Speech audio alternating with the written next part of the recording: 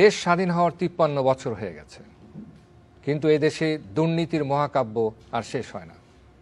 যে সরকারি ক্ষমতায় আসে সেই সরকারের আমলেই দুর্নীতির কথা শোনা যায়। ক্রমান্বয়ে সেই দুর্নীতি বাড়তে বাড়তে এমন একটা পর্যায়ে গেছে যে সরকার উৎখাত হয়ে গেছে, তাদের আমলের দুর্নীতির কথা শুনলে মানুষ বিস্মিত হয়। এতটা এ যেন বেড়ায় ক্ষেত খাওয়ার মতো। এ যেন একটি নৌকায় চাপানোর পর নৌকার মাঝি নিজে লাইফ জ্যাকেট পরে পুরো নৌকাটা যাত্রীসহ ডুবিয়ে দিচ্ছে। দয়া নাই, মায়া নাই, দেশ লুট হয়ে যাক, দেশের টাকা পাচার হয়ে যাক, নিজের পিয়ন কোটি কোটি হাজার কোটি টাকা পার করে দিক, তাতে কি? এই দেশকে কি ভালোবাসি? মোটেই না। এই সময় বাংলাদেশে যাতে আর কখনোই ফিরে না আসে। দুর্নীতি কিভাবে হচ্ছে তার একটি উদাহরণ দেওয়ার জন্য আজকে আমাদের এখানে আছেন ব্যারিস্টার শান্তনুর ইসলাম। শান্তনুর, আমাদের স্টুডিওতে আসার জন্য আপনাকে অসংখ্য ধন্যবাদ। আপনার পরিচয়টি একটু দিন এবং আপনার যে প্র্যাকটিসের যে ক্ষেত্র সে সম্পর্কে আমাদের কিছু বলুন। আমাকেও এরকম একটা প্ল্যাটফর্মে নিয়ে আসার জন্য আপনাকে অসংখ্য ধন্যবাদ। আমি একজন ইয়াং লয়ার হিসাবে একটি ল ফার্মে কাজ করছি অ্যাসোসিয়েট হিসাবে, এবং আমি মূলত প্র্যাকটিস করি ব্যাংকিং ল, ফাইন্যান্স এবং ল্যান্ড। তাহলে আপনি তো জানেন যে কি হচ্ছে। আপনার সাথে আমি কিছু কথাও বলেছি। আপনি একটু আমাদের দর্শকদের জন্য বুঝিয়ে বলেন যে দুর্নীতি কিভাবে হচ্ছে। ব্যাংকিং সেক্টরের দুর্নীতিটা আসলে মানে আপনি যত খুঁড়বেন মাটির নিচে, এটা কেঁচো খুঁড়তে সাপ বের হওয়ার মতো। আপনি যতটা ভিতরে যাবেন ততটা পাবেন। আমরা টেলিভিশনে বা নিউজে যে নিউজগুলো দেখি যে বড় বড় দুর্নীতিগুলো হয়ে গেছে, হাজার হাজার কোটি টাকা বা শত কোটি টাকা অমুক জায়গা থেকে নিয়ে গেছে, বাট ব্যাংকিং সেক্টরে যে দুর্নীতিটা হয় বা অর্থনৈতিক বিভাগ মানে এই সেক্টরটাতে যে দুর্নীতিটা হচ্ছে, এটা একদম গোড়া থেকে হচ্ছে। যে 10 কোটি টাকা নিয়ে যাচ্ছে সেও দুর্নীতির আশ্রয় নিচ্ছে, যে শত কোটি হাজার কোটি টাকা নিয়ে গেছে তার জন্য এটা আরও বড় উদাহরণ হয়ে যাচ্ছে। সবথেকে বড় দুর্নীতিটা মনে হয় আমার একেবারে পার্সোনাল ব্যাংকিং লেভেলে এটা সব থেকে বেশি হয়। আমরা তো নিউজ পাই মাসে একটা, বছরে একটা, যে হাজার কোটি টাকা বেরিয়ে গেছে, শত কোটি টাকা বেড়ে গেছে। কিন্তু পার্সোনাল ব্যাংকিং সেক্টরে যেটা হয়, যে বিশেষ করে মর্গেজ প্রপার্টি রেখে আমরা যে এসএমই লোন নিয়ে যাচ্ছি, আমরা যে রিটেল লোন নিয়ে যাচ্ছি, এই এসএমই লোনের সিকিউরিটি ব্যাংক যেটা নিচ্ছে, সেই প্রক্রিয়াতে এত গভীরের দুর্নীতি চলে গেছে। সেই ব্যাংকার থেকে শুরু করে আমরা যে যারা লোনটা নিচ্ছি, যারা গ্রাহক, যারা এর সাথে আরও জড়িয়ে আছে, যারা লয়ার, যারা আরও বিভিন্ন রকম ভেন্ডররা কাজ করছে, সবার মধ্যে আমি দেখেছি আমার ছোট্ট অভিজ্ঞতায় যে দুর্নীতিটা মনে হয় সব জায়গা থেকে উকি দেয়। তাহলে একটা একটা করে যাই আমরা। শিওর। ধরুন যে মর্গেজ, মানে যে কোনো সম্পত্তি বন্ধক রেখে যে ঋণটা নেওয়া হচ্ছে, তাই তো মর্গেজ? রাইট। সেটাতে দুর্নীতি কিভাবে হচ্ছে? মর্গেজ প্রথমত হয় হচ্ছে যে আমরা যে প্রপার্টিটা বন্ধক রাখি, সেই প্রপার্টি সম্পর্কে প্রথম কিন্তু ব্যাংক যখন জানতে পারে, প্রথম তার কাজ হচ্ছে একজন ব্যাংকের অফিসারকে সেটা ভিজিট করে। এটাই তার প্রথম। অনেক ব্যাংকারের ক্ষেত্রে, বেশিরভাগ ক্ষেত্রে দেখা যায় প্রথমবারের মতো সে সেই জায়গাটা যাচ্ছে এবং সেই প্রপার্টিটা দেখছে। খুব স্বাভাবিকভাবে এটার আগে পিছের ইতিহাস কেউ জানে না। তো ব্যাংক যখন এটা সিকিউরিটি হিসেবে নেয়, তখন তার জন্য যেটা প্রথম কাজ হয় যে ব্যাংক ওই প্রপার্টির বা ওই সম্পত্তির যে কাগজগুলো আছে, আমরা যেগুলোকে দলিল বলি বা খতিয়ান বলি, পর্চা বলি, তো এগুলোই তো ব্যাংক প্রথমত এটা কালেক্ট করে নিয়ে এসে লয়ারকে দেয়। তাদের যে লয়ার আছে, ট্রাস্টেড লয়ার, সো সেই লয়াররা এটা স্ক্রুটিনাইজ করার পরে সেটাকে যখন তারা সব কিছু লিগালি ক্রস চেক করে নিয়ে তারা যখন বলতে পারে যে না ইটস ওকে, দেন ব্যাংক সেটাকে ভ্যালুয়েশনে পাঠায়। সে ভ্যালুয়েশনটা কিভাবে হয়, সো ওই প্রপার্টির দামটা কত নির্ধারিত হতে পারে বা আজকে বাজারে কত টাকা যাচ্ছে, তার উপর বেস করে কিন্তু ব্যাংক লোনটা দেয়। আপনার প্রপার্টির দাম যদি হয় কথার কথা 10 কোটি টাকা, ব্যাংক চেষ্টা করে 5 থেকে 7 কোটি টাকা লোন দেওয়ার।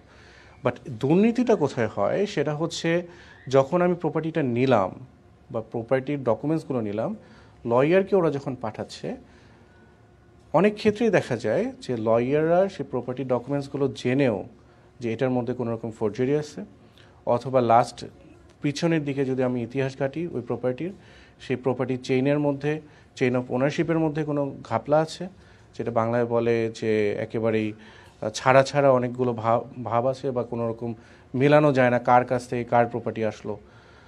এইসব ক্ষেত্রে দেখা যায় যে অনেক সময় লয়াররা এটাকে অ্যাভয়েড করে যায়, কখনো ব্যাংক অফিসারের রিকোয়েস্টে, কখনো সেই ক্লায়েন্টের সরাসরি রিকোয়েস্টে। তারা কি অ্যাভয়েড করে যায় নাকি তার এটা সহযোগী হয়? অ্যাভয়েড করার মাধ্যমে সহযোগী হয়, রাইট। এটা সব থেকে সহজ। কারণ হচ্ছে একটা লয়ারে কিন্তু প্রথমেই মাথাতে আসে আমি এটা না করে দিব, এরপরে ব্যাংকার আসে তার কাছে রিকোয়েস্ট নিয়ে, আমার বড় ক্লায়েন্ট আমাকে দিতে হবে, বা আমার পুরনো ক্লায়েন্ট। এরপরে যখন ব্যাংকারের কথা শোনে না, তখন ক্লায়েন্ট এসে হাজির হয়। যদিও ক্লায়েন্টের সাথে লয়ারের কিন্তু কোনোভাবেই সরাসরি যোগাযোগের কোনো নিয়ম বা সুযোগ নাই। না, ব্যাংক অফিসার তাকে অ্যাড্রেস দিয়ে দিচ্ছে, নোট দিয়ে দিচ্ছে, কন্ট্যাক্ট ডিটেলস দিয়ে দিচ্ছে, সরাসরি এসে হাজির হচ্ছে। এবং হাজির হওয়ার পরে তার সেই অনৈতিক চর্চা, তার অনৈতিক প্রস্তাব চলে আসে টেবিলের উপরে। এরপরে অনেক আইনজীবী হয়তো সেটা সামলাতে পারেন না, হয়তো সেই ফাঁদে পা দিয়ে ফেলেন। এরপরে উনি যেই প্রপার্টিটা হয়তো ব্যাংকের জন্য কোনোভাবেই সিকিউর হতো না, সেই প্রপার্টি উনি মর্গেজের জন্য হ্যাঁ বলে দিলেন।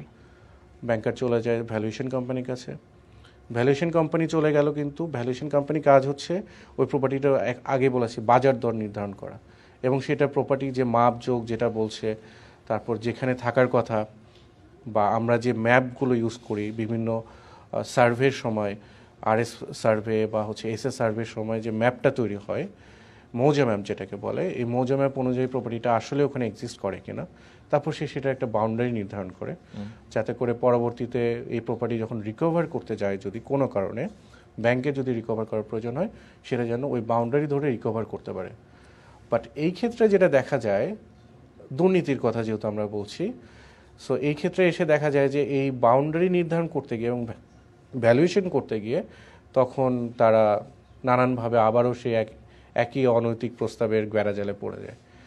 বেশিরভাগ ক্ষেত্রেই পড়ে, কিন্তু খুব কম ভ্যালুয়েশন কোম্পানি আছে যারা এটাতে কাটায় উঠে নিজেরা খুব সততার সাথে একটা রিপোর্ট দিতে পারে। সো ওইখানে গিয়ে দেখা যায় যে দুর্নীতিটা মূলত কোথায় হচ্ছে, প্রপার্টির ভ্যালুয়েশন হচ্ছে মাত্র 1 কোটি টাকা, বাট ব্যাংক যেহেতু বেশি লোন দেবে, ব্যাংক অফিসারের এখানে হয়তো ইন্টারেস্ট আছে, ব্যাংকের ম্যানেজারের আছে, তখন তারা ভ্যালুয়েশন কোম্পানিকে নানানভাবে রিকোয়েস্ট করে যে এটার ভ্যালুয়েশন আপনি দেখাই দেন 2 কোটি, 3 কোটি, 5 কোটি। অ্যাজ আ রেজাল্ট এই প্রপার্টি যখন মর্গেজ হয়ে যাচ্ছে, কোনো কারণে যখন লোনটা ডিফল্ট করে, আমরা যেটাকে বলি ঋণ খেলাপি হয়ে যায়, ঋণ খেলাপি হয়ে যাওয়ার পরে এই প্রপার্টি রিকভার করতে গিয়ে দেখা যাচ্ছে যে 1 কোটি টাকার এগেনস্টে বা 2 কোটি টাকার এগেনস্টে 50 লাখ টাকার প্রপার্টি দাঁড়ায় আছে। সো 50% থেকে 70% ভ্যালুয়েশন নাই। সো ব্যাংক এদিক থেকে লসে পড়ে যায়। ব্যাংক তো সিকিউরিটি রেখেছিল যে যদি কোনো কারণে ডিফল্ট করে, তখন তার ব্যাংকের জন্য সব থেকে সহজ রাস্তা হচ্ছে এই প্রপার্টি তারা সেল করে তারা রিকভার করবে টাকাটা। তো তখন গিয়ে আর টাকাটা রিকভার করতে পারে না। সো এই ছোট ছোট আমরা যদি 50 লাখ টাকার লোন বলি, 1 কোটি টাকার লোন বলি, ইভেন 10-20 লাখ টাকা যারা ব্যবসার জন্য নিচ্ছেন, নিয়ে এই পরে দেখা যাচ্ছে সেই গ্রাহক টাকা নিয়ে দেশ ছেড়ে চলে গেছেন, বা হয়তো টাকাটা অন্য কোনোভাবে সে গা ঢাকা দিয়ে চলে গেছে। অ্যাজ এ রেজাল্ট তখন সেই ক্লায়েন্টকে আর খুঁজে পাওয়া যায় না, পরে দেখা যায় এই প্রপার্টি সেল করতে গিয়ে ভ্যালু পাওয়া যায় না, ব্যাংক মাঝখান থেকে লসে পড়ে যায়। এই যে গ্যাপটা তৈরি হয়ে যায়, এই গ্যাপের কথা কিন্তু কেউ বলে না, অথচ এই গ্যাপটা গিয়ে বাংলাদেশের জাতীয় অর্থনীতিতে যোগ হয়, এবং আমরা অর্থনৈতিকভাবে দুর্নীতির যে বেড়াজাল, যে শিকার, সেটা আক্রমণের শিকার হই। তার মানে আমরা দেখতে পাচ্ছি যে এই যে দুর্নীতি, যেটা একটা রিপোর্টের আকারে আমাদের কাছে আসছে, এত টাকা ঋণ খেলাফি বা মনে করুন যে এত টাকা দুর্নীতি করা হয়েছে, কিন্তু এটা ধাপে ধাপে ধাপে এটার সাথে জড়িত, প্রতিটা ধাপে। এবং সবচেয়ে দুঃখজনক ব্যাপার যে আইনজীবী যাদের ওপরে দেশের বিশাল দায়িত্ব অর্পিত, আপনি নিজে ব্যারিস্টার, ওকে, তা আপনি প্রফেশনাল এথিক্স সম্পর্কে খুব ভালো করে জানেন। আমাদের এখানে লয়ারদের একাংশ যে দুর্নীতির সাথে জড়িত, তারা প্রতিদিন বাংলাদেশকে হত্যা করছে, কিন্তু দুর্ভাগ্যজনক। তারা ভুলে গেছেন সেই সারা বিশ্বে যারা খ্যাতিমান আইনজীবী, তাদের ঐতিহ্যের কথা, এব্রাহাম লিঙ্কনের কথা তাদের মনে নাই, তাদের মনে আবুল কাসেম ফজলুল হকের কথা নাই। তাদের মনে গান্ধীর কথা নাই? তো এরকম অনেক লয়ারের কথা আমি বলতে পারি। তাহলে লয়ারদের যে একটি অংশ, তাদের আজকে সচেতন হওয়ার কি সময় আসে নাই? অবশ্যই এসছে। আমরা যতবার বলছি যে একটি দুর্নীতিমুক্ত অর্থনীতি আমরা তৈরি করব, রাইট। এই ক্ষেত্রে লয়ারদের ভূমিকা আমি মনে করি অনেক বড় একটা ভূমিকা রাখার সুযোগ আছে। লয়ারদের কাজ দিয়ে, তাদের হাত দিয়ে কিন্তু ডকুমেন্টেশনগুলো হয়। সো ডকুমেন্টেশন যদি এই লয়ার বা আমরা যারা কাজ করার সুযোগ পাই ব্যাংকিং সেক্টরে, তারা যত বেশি সচেতনতার সাথে করব, সততার সাথে করব এবং আন্তরিকতার সাথে করব, এই অর্থনীতি তত তাড়াতাড়ি দুর্নীতিমুক্ত হবে। আপনি 1,000 কোটি টাকার কথা বলেন আর একেবারে পার্সোনাল ব্যাংকিং ক্ষেত্রে 1 কোটি 10 কোটি টাকার কথা বলেন, প্রত্যেকটা সেক্টরকেই দুর্নীতিমুক্ত করার জন্য এই লয়াররা, আমরা লয়ার সমাজ যথেষ্ট আমি মনে করি এটাতে প্রভাব রাখার একটা বড় সুযোগ আছে। কারণ লয়াররা ওইখানে, আইনজীবীরা ওখানেই কিন্তু পুরো জিনিসটাকে থামাতে পারেন। একদম।